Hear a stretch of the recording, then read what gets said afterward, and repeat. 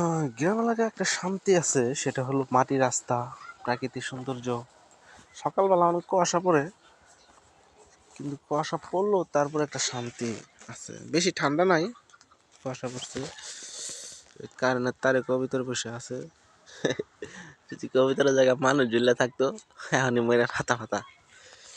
সেটা আমাদের রাস্তা, দুই সাইডে কলা বাগান, খুব সুন্দর। গ্রাম সাইডে মনটা চায় না যে গাজীপুর যাই, তারপর যাওয়া লাগে। লঙ্গিপুরে সকালবেলা হাঁটা খুবই সুন্দর। এটা আমার বাইর ঘর, ওটাও বাইর ঘর, তার ওই পাশেরটা আমার ঘর, দেখা যাচ্ছে না। গ্রাম, গ্রামের সৌন্দর্য আসলেই ভয়ঙ্কর। সরিষা ক্ষেত,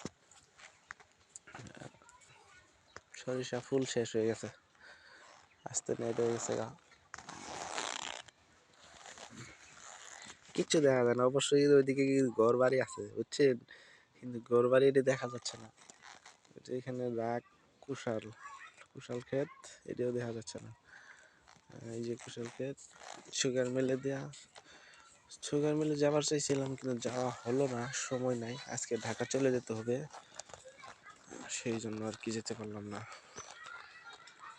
কুশাল এগুলো সুগার মিলে দিতে হবে, চিনি বাড়াবে। ভালো থাকবেন, সুস্থ থাকবেন, আল্লাহ হাফেজ।